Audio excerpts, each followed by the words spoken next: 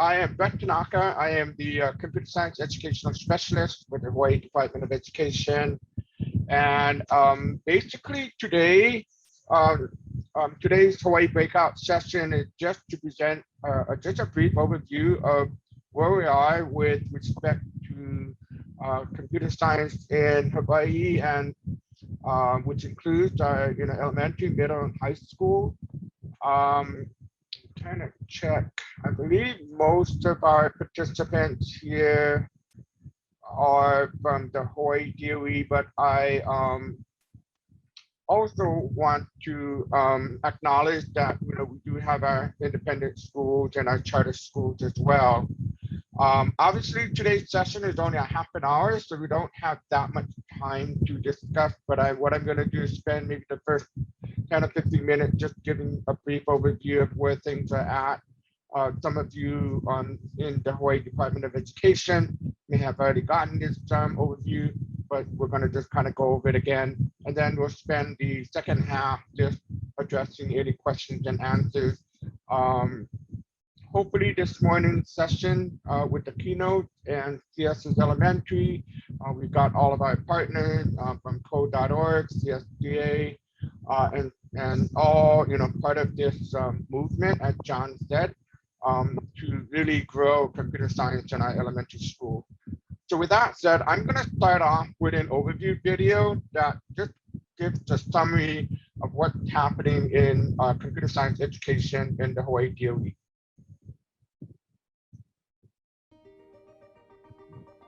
Computer science provides a platform for fun, relevant, and engaging learning.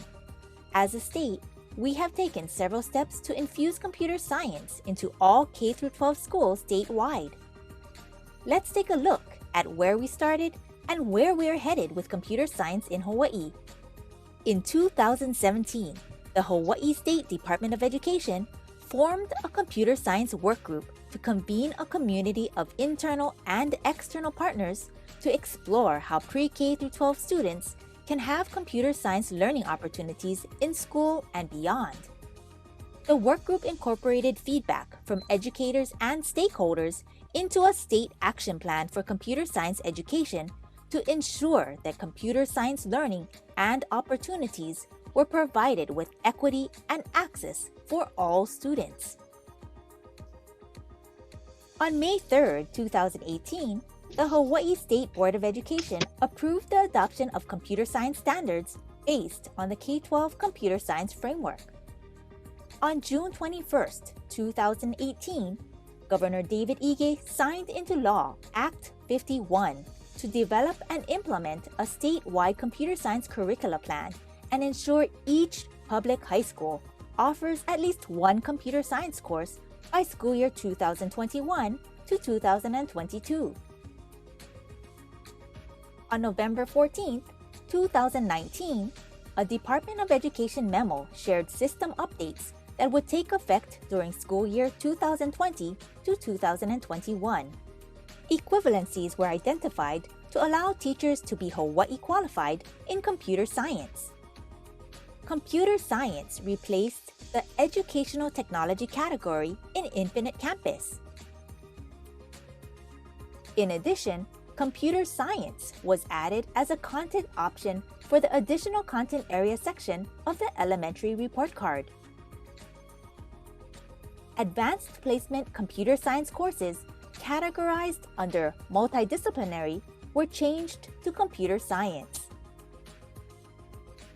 On July 1, 2021, Act 158 was signed into law by Governor Ige and requires the Department of Education to address the following. 1. Beginning with the 2022 to 2023 school year, at least one public elementary and middle intermediate school in each complex area shall offer computer science courses or content. 2. Beginning with the 2023 to 2024 school year, no less than 50% of the public elementary and middle intermediate schools in each complex area shall offer computer science courses or content. And 3. Beginning with the 2024 to 2025 school year, all public elementary and middle intermediate schools shall offer computer science courses or content. by June 30th, 2022, and each June 30th thereafter. The superintendent shall submit to the Board of Education and Legislature a report of the computer science courses and content offered during the previous school year in each complex area. As we look back at the accomplishments that have been made, we are encouraged in continuing our journey to provide all students with equitable and accessible computer science opportunities.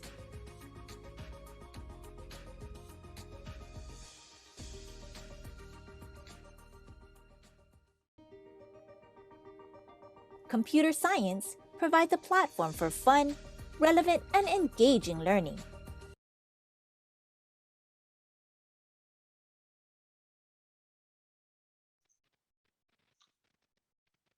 So the Hawaii Department of Education Computer Science program, we have developed an action plan which lays out all of the different priority areas that we're focused on.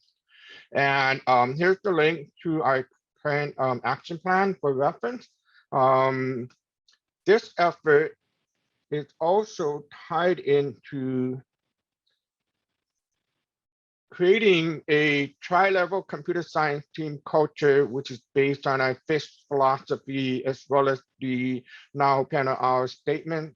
And just conceptually, we're trying to create a community that to energize, collaborate, being there to support everyone and to creatively work together in the spirit of aloha, and really to create this ecosystem of computer science education, training, and workforce development for Hawaii students and teachers.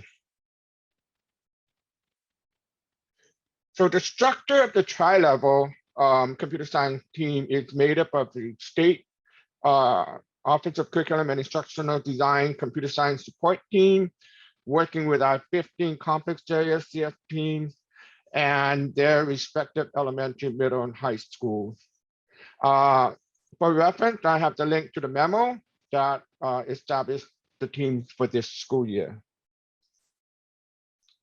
So what are the computer science teams working on? So basically, we are striving for our vision and mission, basically to create equitable learning opportunities for all students to learn about computer science.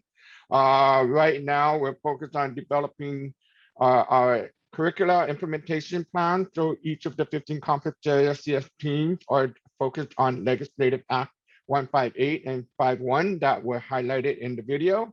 We are working on different types of learning opportunities for students, including but not limited to aligning them to the standards, curriculum resources, instructional practices, professional development, aligning it to their master schedules, and as well as industry partnerships. Beyond the community within the department, we're also trying to connect it across the state of Hawaii, because as you know, and as I mentioned, we do have some independent schools and charter schools that we would also like to collectively involve with this computer science education effort. And here's the link to the Hawaii CSTA chapter if you'd like to find out more information regarding the chapter. So with that, we have, I'm not sure how much we ran over, but I think we went over roughly about 5 minutes or so. So I'm gonna stop sharing the slides, and this is an opportunity just basically to ask questions. I see a lot of familiar names and people that are involved with the complex area CS teams, but we also have some others that who are not.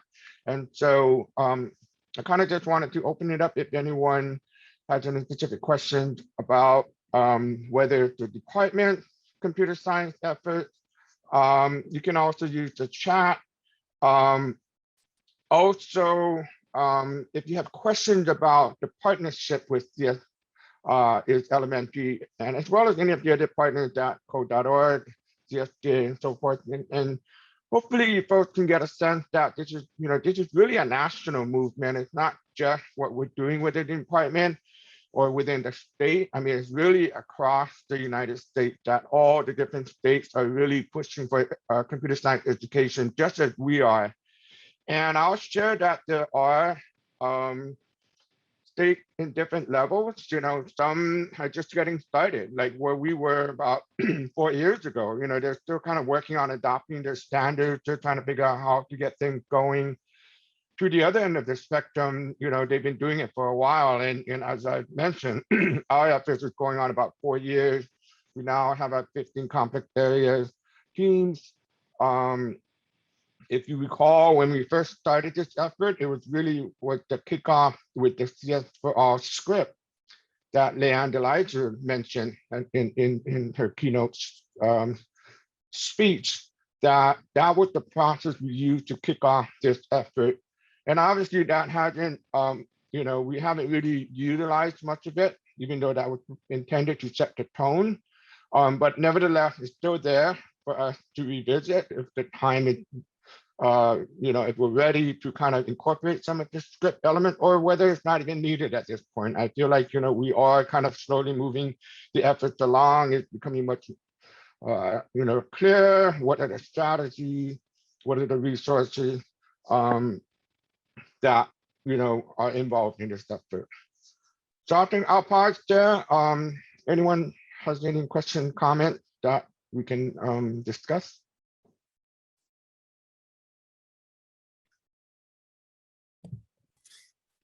Yeah, Brett, to Danny's question, I was wondering the same thing. Well, not if they used it, but how did they access it? Because it sounds like there's like a bunch of resources in there, yeah? You're referring to the CS elementary? Well, I was thinking more along the lines of that every school can starter pack, right? That he was talking about. Because the guy John referenced it a few times. Yes. And to be honest, I haven't received anything yet. I don't know all of the content, but I believe it's collectively, it's different types of resources that he mentioned. It basically, like the CSTA membership, it, the family. One of the things that I do know that, CSS Elementary is encouraging more schools to participate in the family code night. And that competition about getting the elementary school to sign up and get the, the pin or whatever it is, on the map. So that way we can use it as reference in terms of participation here in Hawaii. That's something that we're encouraged schools to do. I mean, it's just a great way to engage families. If you're not familiar with it, you can maybe just participate in a session first just to get a feel for what it's like. In addition to the family code night, they're running the Code 5 on-demand computer science sessions where they just do different types of activities. And it's, again, intended to be kind of, interactive with the students and the parents and teachers. So, so I think we'll have to wait till we get that kit with all the information, because it was not shared with me in advance. Okay, and then I was wondering, like exactly to the family code night, where we've struggled is when we have these mainland partnerships, the time differential is kind of huge. So we've been very fortunate with like Trend Micro, like they'll host it for us like at 4, which is like 10 o'clock, but she's like, no, I know there's a time difference. So would this then be thrust upon Mr. Shane over there to be like, hey, Shane, we can do this, like how would that work? Yeah, that's one of the logistical things I've had discussions with John about, and I think there's room for adjustment, as we start to incorporate this. So let's just say if it's a timing scheduling thing, that's something that we can basically coordinate with John to set it up in a way that makes it work best for us. He's totally flexible and accommodating, so I don't think it will be an issue once we start bringing up the different things that, hey, John, can we do, can we adjust this or whatever it is. He's totally open and supportive. Awesome. Anyone else have any questions about anything? Just to be clear, Brett, this is coming across as something the state is, I don't want to say pushing, endorsing, or is this something that CSTA Hawaii is endorsing? And the reason I ask It, is, it, before we get too confused about that, the reason I ask is because if this comes across as something state is proposing that we do, then of course CAS is going to be like, hey, what are you doing about this? This came down, we're not doing this. If this is something that CSTA Hawaii is pushing and you just happen to be in position for both at this time, that's different because that's an outside organization pushing something. So which is it? So just to clarify, this resource is totally optional, just like any other resource. We, the state office, will never endorse a specific provider or solution. We are partnering with a lot of providers and solutions. So this is just one of the organizations we're partnering with in providing resources to the field. As an event, this is again not an endorsement from the state, and neither is this a CSTA Hawaii. What we're trying to explain is that CSTA, along with code.org, along with InfoSys, this is a collective effort. So this is not something that is being pushed by a single organization, although CS Elementary is the one who initiated this. But the way he's presenting it is that it is a collective effort, which is why when we get that starter kit, it's not just CS Elementary specific resources. And even as an organization, they don't have a product. They don't have their own, they're not selling us anything. They're really working with different organizations, which is why code.org, CSTA, Code 5, and all these other organizations are involved. And all, can decide whether it fits the needs or not. Again, it's just an opportunity to be part of a national, movement kind of thing if you choose to do so, but at the same time, it's totally optional. Yeah, so you kind of just see, sorry, Grant, you kind of see what I'm saying there, right, Greg, right, Brett, is that it's in one aspect, it becomes part of my job mandated by the state to do this. On another, it's optional, right? Because I don't know that with what I'm already forcing my complex area to do, I don't know that they would be willing to go with doing these nights unless they really wanted to. Yeah, and that's because totally even fine. Pulling off the Momilani ones it took a lot of time and effort to pull something like that off, and that was just one night, over 1 year, right? Yeah. So yeah, Absolutely.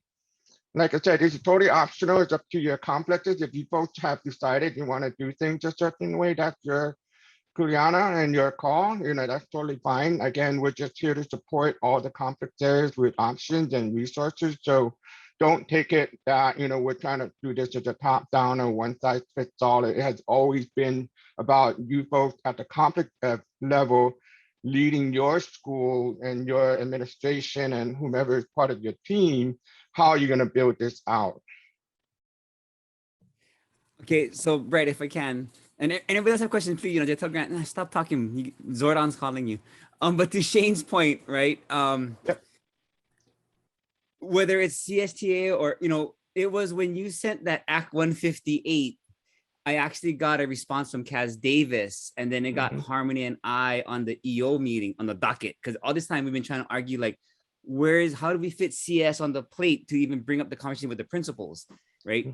But your email sparked in bold, oh, Harmony and Grant, please, arrange a time with the EO meeting to share this. Not then for that email, we've been trying. Harmony, I've been trying. Like, yeah, we'll get there. Your email came out. Boom, Grant, what is this? Harmony, please share. I said, okay. But I get it. Your stance is not going to endorse, but is there some way that this comes up as a follow-up to that previous email? Because so even though Harmony and I got into that EO meeting, we had all the LMW, SRSs in the room, we still had to struggle, right? Like, they're like, okay, what does it look like? And we're like, well, we want your guys' approval first on how to approach these principles, because we don't want to just email them and they don't see where that's coming from Kaz Davis. So is there any way that this could be like a follow-up to, what you shared, like not that you're endorsing it, but here's a resource, just to put it back on the radar? So again, the strategy, as I mentioned, is driven by you folks. I mean, you folks are the connection to your CAS and to your schools and, your team and your stakeholders.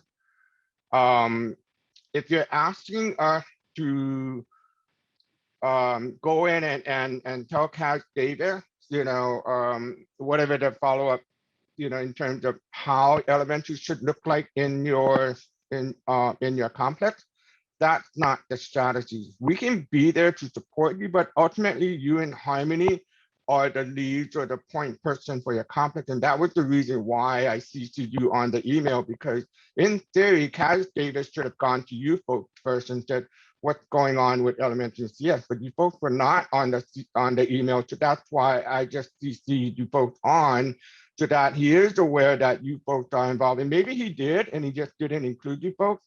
But I thought that it really is about your Cas and you folks working together to determine what is it going to look like for your plan to develop elementary CS.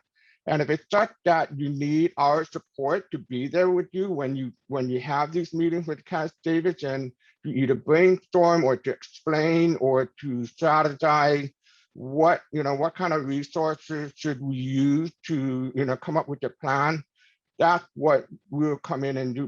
But it's not such that we're going around to all the Cases and telling them, hey, what's going on with CS. We don't have that direct line with them. You folks do.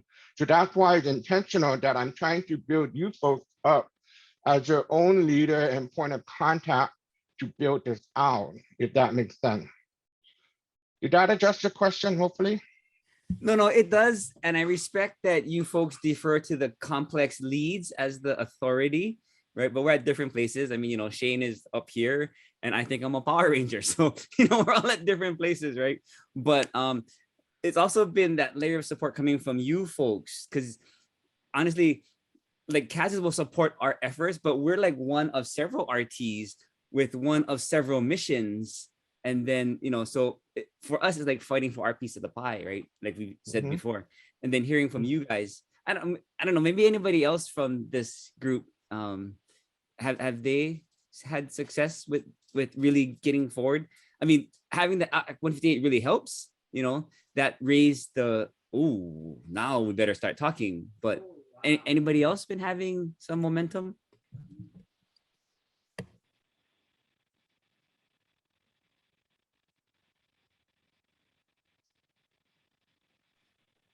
Sorry, Grant, what was the momentum in getting your Cas to see the team?